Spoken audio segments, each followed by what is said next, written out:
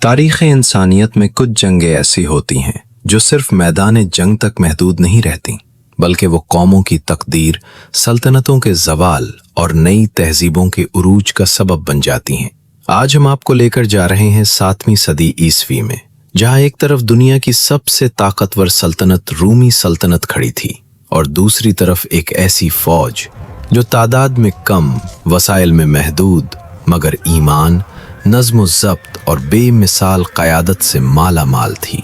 ये कहानी है जंगे यरमूक की, वो जंग जिसने तारीख का रुख हमेशा के लिए बदल दिया।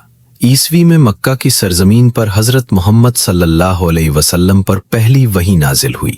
इस्लाम सिर्फ एक मज़हब नहीं था, बल्कि एक मुकम्मल निज़ाम ज़िंदगी था जो जुल्म के खिलाफ अदल के क़याम के लिए और इंसानों को इंसानों की ग़ुलामी से निकाल कर अल्लाह की बंदगी में देने आया था।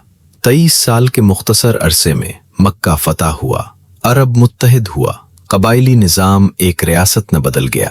ईसवी में नबी करीम सल्लल्लाहु अलैहि वसल्लम के विसाल के बाद हज़रत अबू बकर सिद्दीक़ रज़ी अल्लाह अन्हु पहले खलीफा मुंतखब हुए। इनके दौर में इर्तिदाद की जंगें लड़ी गईं, झूठे मुद्दईयान नबूवत ख़त्म किए गए, अरब को एक मजबूत रियासत बनाया गया। अब अगला मरहला था इस्लामी पैगाम को अरब से बाहर ले जाना।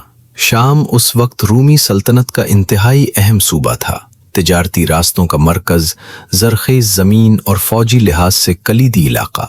रूमी गवर्नरों की भारी टैक्स, मजहबी जबर और अवाम पर सख्तियाँ मकामी आबादी को रूमी हुकूमत से बदजन कर चुकी थीं।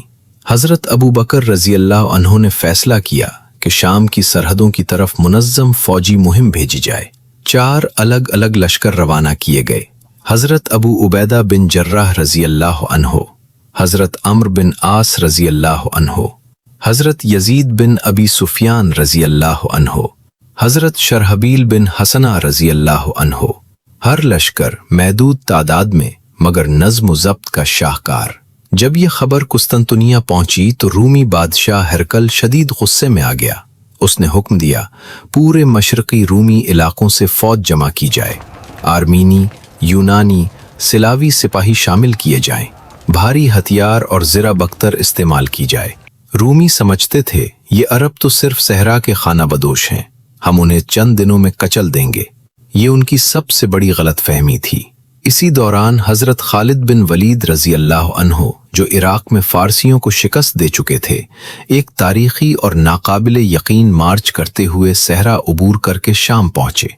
ये वो लम्हा था जहाँ से जंगे यरमूक की तकदीर लिखी जाने लगी। जब मुख्तलिफ इस्लामी लश्कर शाम में दाखिल हुए तो सबसे बड़ा चैलेंज ये था कि फ़ौजें अलग अलग थीं, दुश्मन एक था और दुश्मन तादाद और वसाइल में कई गुना ज़्यादा था।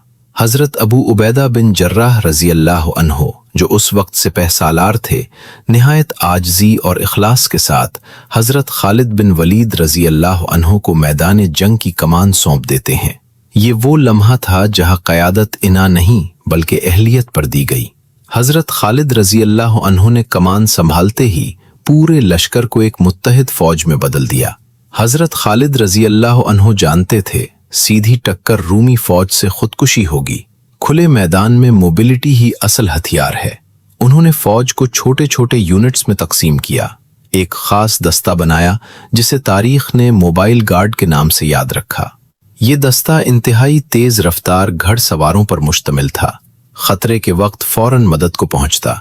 ये हिकमत अमली आज भी जदीद मिलिट्री एकेडमीज में पढ़ाई जाती है।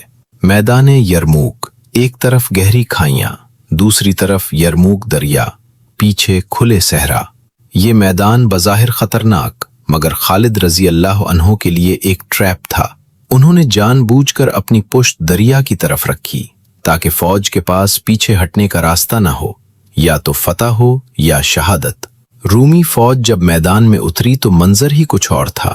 हजारों सिपाही, लोहे की जरहें, भारी ढालें, मुनज़्ज़म कतारें, झंडे, ढोल, नक्कारे, उनका गुरूर साफ नजर आ रहा था।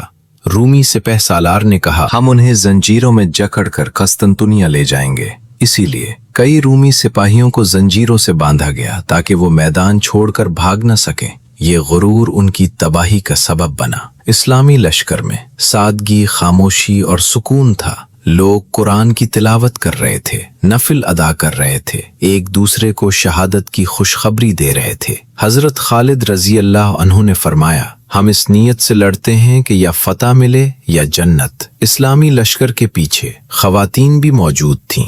जब कुछ लम्हों के लिए मुसलमानों की सफ़ों में कमजोरी आई तो खवातीन ने खैमों से निकलकर अशार पढ़े, मुजाहिदीन को वापस पलटने पर मजबूर किया। ये वो मंजर था जहां तारीख ने देखा कि ये सिर्फ फौज नहीं, एक नजरिया था। जंग का आगाज रूमी हमलों से हुआ। भारी इन्फेंट्री ने दबाव डाला, मुसलमानों ने दिफाई पोजीशन संभाली, गैर जरूरी हमले नहीं किए। हजरत खालिद रजी अल्लाह अन्हु ने मोबाइल गॉड को सिर्फ खतरनाक लम्हों में इस्तेमाल किया। पहला दिन फैसला कुन न था, मगर रूमियों को अंदाजा हो गया कि ये आम अरब नहीं है। रूमी मुसलसल हमले करते रहे, मुसलमानों को थिकाने की कोशिश की। मुसलमान सब्र, नज्म और हिकमत से डटे रहे। हर दिन रूमियों का गुरूर कम और खौफ ज्यादा हो रहा था। 3 दिन गुजर चुके थे मगर जंग का फैसला अभी बाकी था। रूमी हैरान थे, ये छोटी सी फौज अभी तक टूटी क्यों नहीं? और हजरत खालिद बिन वलीद रजी अल्लाह अन्हु अब आखिरी वार की तैयारी कर रहे थे। चौथे दिन तक रूमी फौज तादाद में अब भी बहुत बड़ी थी,